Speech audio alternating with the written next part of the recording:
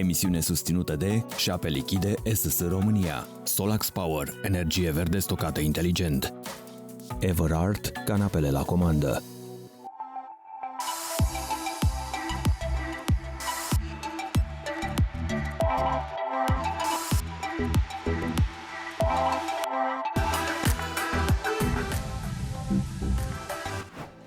Poluarea din construcții și gestionarea defectuoasă a deșeurilor urbane sunt printre cele mai mari provocări ale prezentului. Tehnologiile de ultimă generație propun soluții radicale de la materiale de construcții cu emisii reduse până la transformarea nămolului de canalizare în pigmenți curați sau aditivi pentru beton. Bună dimineața și bine v-am regăsit! Sunt Alexandra Conea, iar astăzi, la Casa Magazin, vorbim despre inovația care devine un instrument concret în tranziția către o locuire sustenabilă. Astăzi vă arătăm cum ingineria și designul pot schimba impactul pe care oamenii îl au asupra mediului. Urmează exemple spectaculoase din industria care construiește cu sens. Să vedem care sunt subiectele ediției. Astăzi, la Casa Magazin, aflăm cum un material inovator obținut din nămol de canalizare devine resursă pentru construcții și design sustenabil. De la Milano mergem la Sibiu, unde Fairic Fashion Week a propus responsabilitate, nu doar reciclare, iar paradele de modă au devenit manifest. Vorbind despre responsabilitate, ne oprim în Otopeni, la Casa Gri, o reședință brutalistă unde Feng Shui-ul dă viață betonului. Design cu suflet și arhitectură de peste 8 milioane de euro. Din Germania aducem cele mai noi soluții de stocare a energiei, esențiale pentru o rețea verde și sigură. Și pentru un trai cu adevărat inteligent, vă propunem soluții pentru case care învață obiceiurile locatarilor și le redă timpul pierdut. În fiecare zi ai timp pe plus. Rămâneți cu noi, începe Casa Magazin. România face pași importanți în domeniul tranziției energetice. La Cluj a fost inaugurat un sistem modern de stocare a energiei, parte dintr-o tendință europeană tot mai accentuată, prezentată la Intersolar München, în care echilibrul dintre producție și consum este susținut de infrastructuri inteligente de backup. Târgul internațional Intersolar a adus în prim plan necesitatea soluțiilor de stocare pentru energie verde. Aceste sisteme au fost printre cele mai prezente și căutate tehnologii. Bogdan Duță, specialist în energie verde, a analizat direcțiile în care se îndreaptă industria. Focusul anul ăsta și tendința în piață e pe sisteme mari și mijlocii de stocare. În special, cum avem și în spatele nostru, derulează un proiect care a fost realizat în direcția aceasta și specificul târgului în sezonul ăsta este focusat foarte mult pe proiecte mari de gen large scale. Discuția despre stocare nu mai e una exclusiv tehnică, ci una de securitate energetică. Evenimentele recente au arătat cât de vulnerabilă poate fi rețeaua fără soluții fiabile de backup. Pot spune că târgul a adus mai multe părți inovative, dar între altele e partea de stocare care este foarte comprimată momentan și discutată legat de sistemele respective, în special pentru variantele de blackout, care până acum nu s-a discutat foarte mult, dar se ia în calcul pentru mai multe rețele, pentru securizare și pentru planificare pe termen scurt și lung, partea asta de blackout. Noile soluții se adresează atât mediului industrial cât și celui rezidențial. În zona industrială, sistemele pot susține funcționarea unei fabrici sau chiar a unei rețele locale în caz de avarie. În spatele meu se află 2 unități sau mai multe unități de stocare industriale. Ce sunt acestea sau pentru ce piață, ce fac? Pentru că arată într-un fel. Sunt sisteme de stocare pentru industrie, mic și mare, în exemplu și în partea asta de baterii de la 50 de kW până la 500 de kW. Ce face sistemul special? Are răcire pe apă, baterii modulare, plug and play. De exemplu, dacă rămânem în blackout, cum s-a întâmplat în Spania, ce poate să facă această unitate? Asta depinde de configurația sistemului. Pornesc de la ore și poate să țină și zile, în funcție de puterea bateriilor și sistemul configurat. Și în zona rezidențială, soluțiile evoluează. O pompă de căldură inovativă prezentată la târg arată cum bateriile pot deveni o sursă activă de eficiență energetică în locuințe. Este o pompă de căldură inovativă, e gândită în combinație cu baterii și sistemul de stocare. În cazul ăsta, de ce? Poate fi folosită afară cu baterie cu tot. Preia căldura sau răcirea bateriei și până recuperare de energie o schimbă, poți folosi bateria și afară, sezonier, iarnă sau vară. Funcționează altfel față de pompele de căldură standard. Stocarea nu mai este o opțiune, ci o componentă esențială a sistemului energetic modern, iar România, prin investiții și adaptare rapidă, recuperează terenul pierdut în cursa pentru o energie sigură și verde. Nămolul din canalizare devine pigment pentru design și beton eco. Nu este science fiction, este tehnologie pură din California. O companie americană transformă deșeurile urbane în resurse premium cu ajutorul unei tehnologii inedite care transformă deșeurile în produse sustenabile și curate. O inovație absolut uimitoare vine de la o companie din Statele Unite care schimbă complet perspectiva asupra unuia dintre cele mai problematice reziduri urbane, nămolul de canalizare. Startup-ul din San Francisco îl transformă într-un material sustenabil, curat și valoros. Produsul rezultat se numește Our Carbon, un material din carbon negativ suficient de curat pentru a fi folosit în haine pentru bebeluși sau recipiente alimentare, dar și în beton sau cerneală. What I have here is a material that's carbon negative. Yeah. It's clean enough to be used in food containers and baby clothing, and it's made from sewage sludge. So we use it as a design material in both polymers, inks and coatings to replace carbon black. So the black even in your mascara, your makeup, your black clothing, your car tires, it's all made from fossil fuels and is actually a class 2B carcinogen and emits a lot of CO2.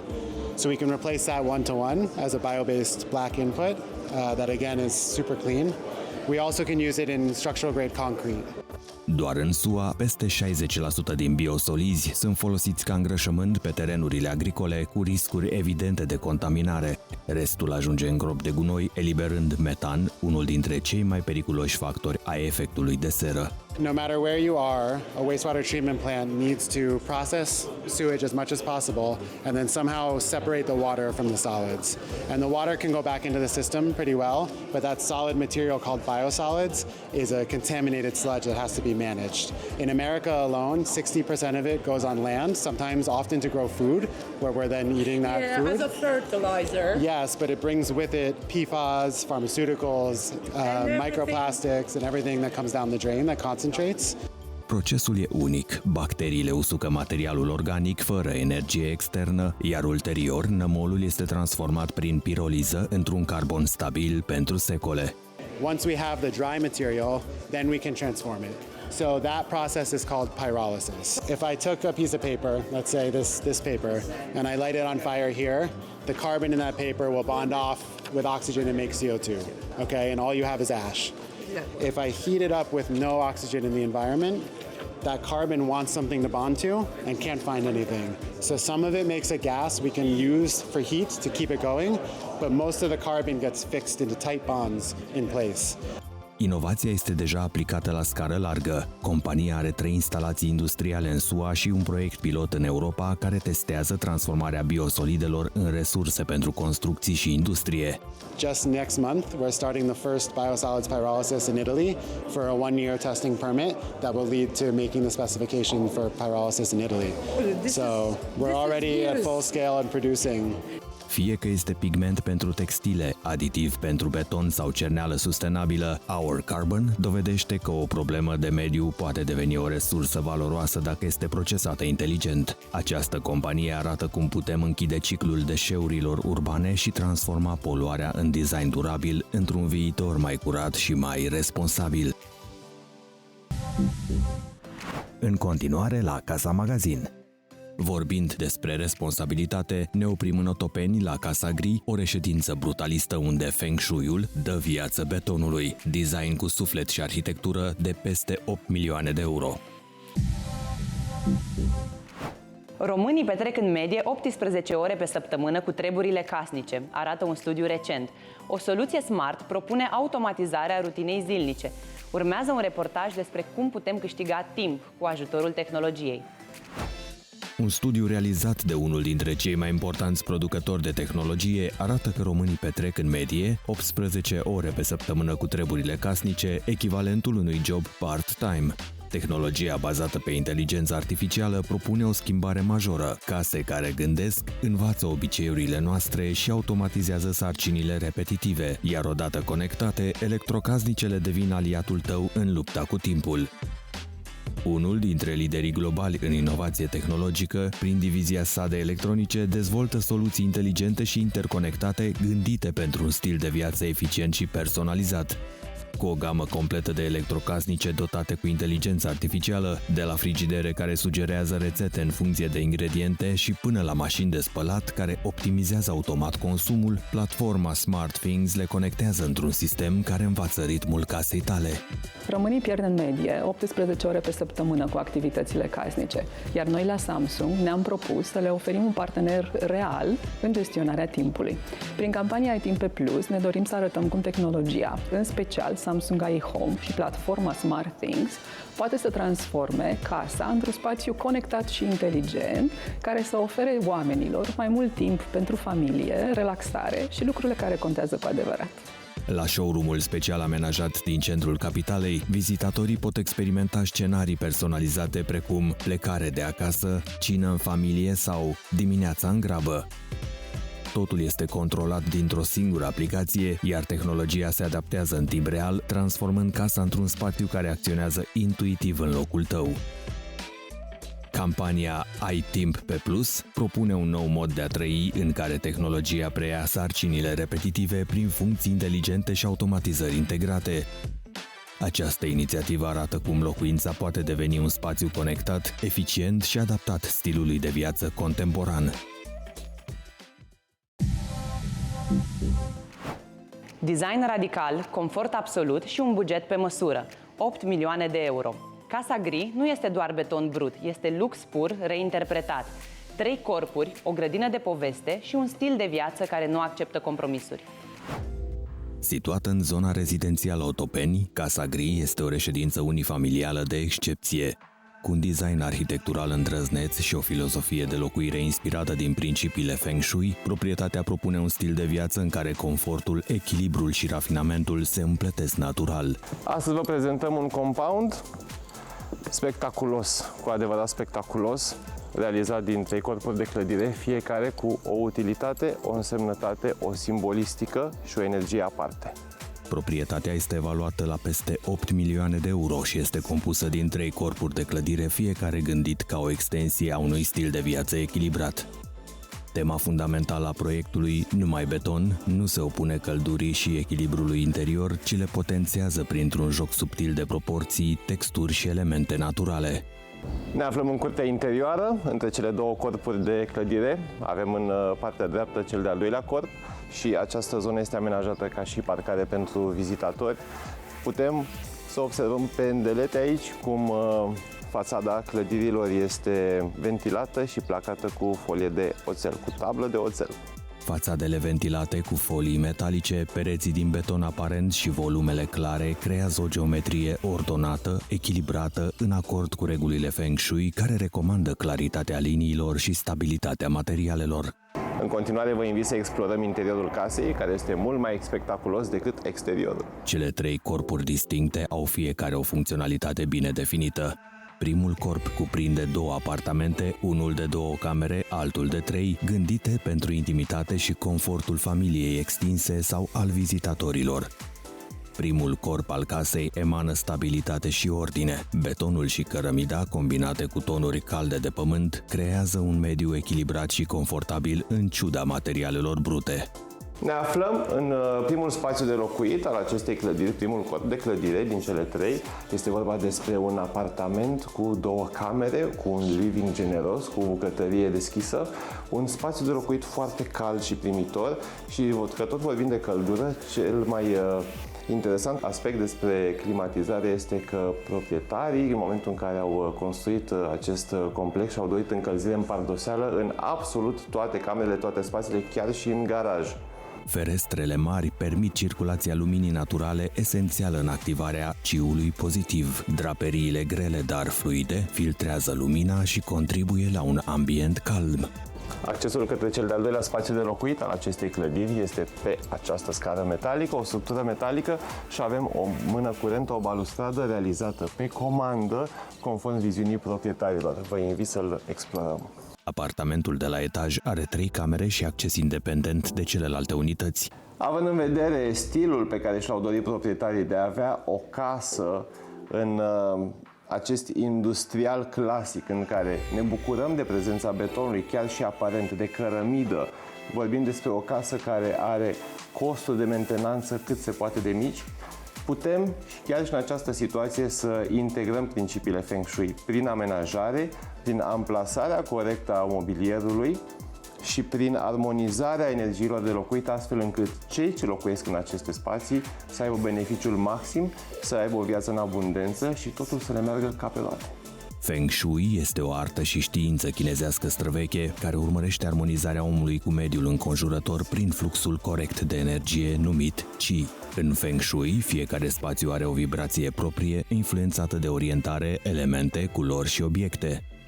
Un avantaj al apartamentului de la etaj este că are acces direct în această zonă de lounge, o zonă de relaxare, un sandec în care ne putem bucura de soare, în special vara, și totodată conectează cu biroul și cu garajul.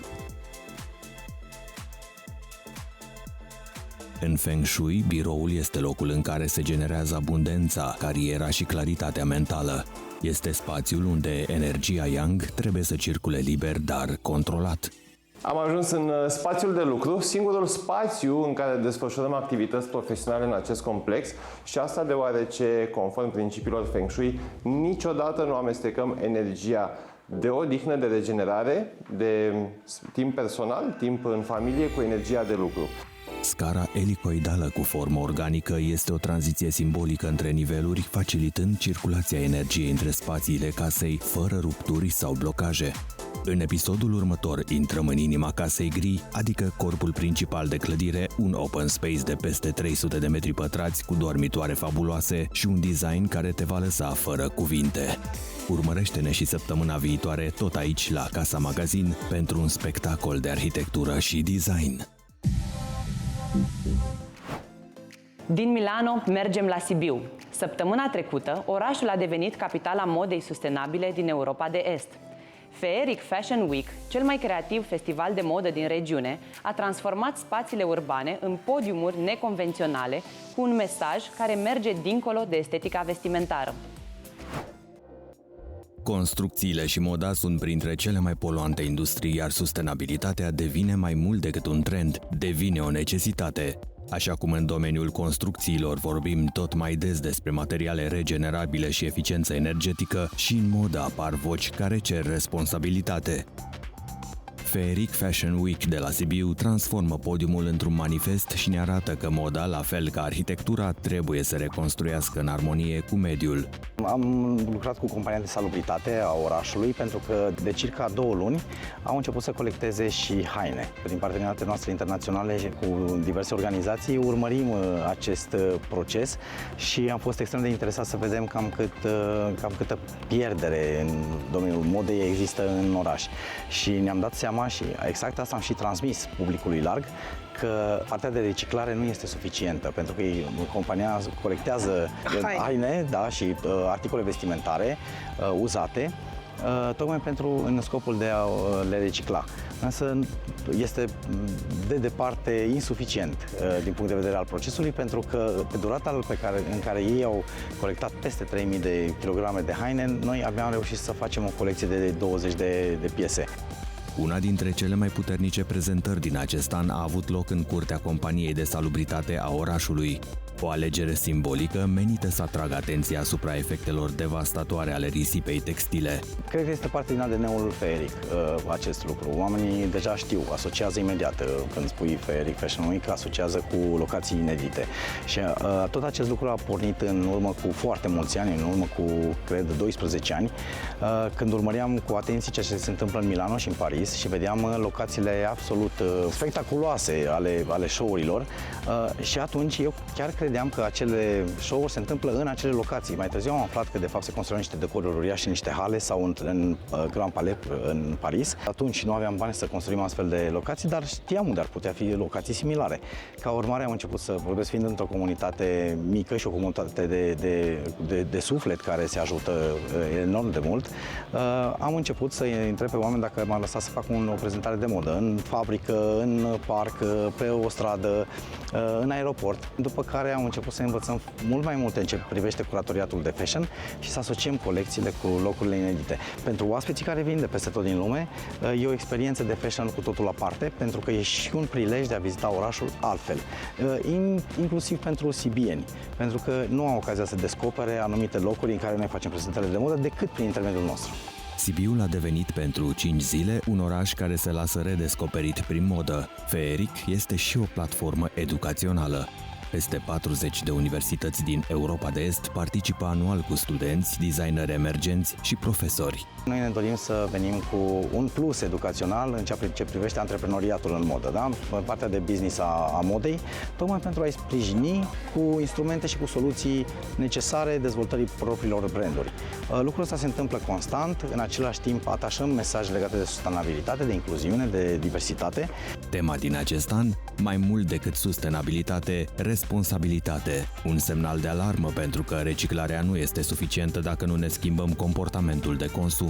Să fii sustenabil atunci când suntem 8 miliarde pe planetă, acum 100 de ani eram doar 2 miliarde, asta înseamnă că numărul populației crește, volumurile de consum cresc, toate aceste lucruri au consecințe nocive tot asupra noastră. Și atunci ne-am gândit să vorbim oamenilor despre responsabilitate, despre ce înseamnă să-și conștientizeze acțiunile și felul în care consumă. Moda nu mai este doar despre haine, ci despre conștiință. La Sibiu, Feeric Fashion Week a oferit o lecție de estetică cu sens și o viziune pentru un viitor sustenabil.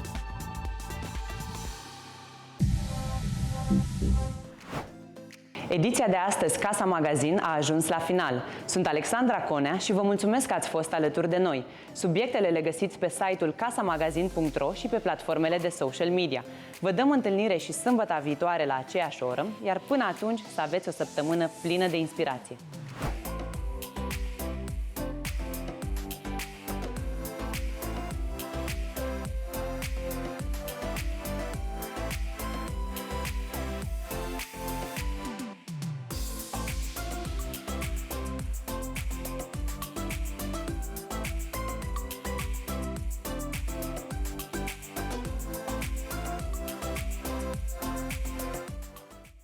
Emisiune susținută de Șape Lichide SS România, Solax Power, energie verde stocată inteligent, Everard, canapele la comandă.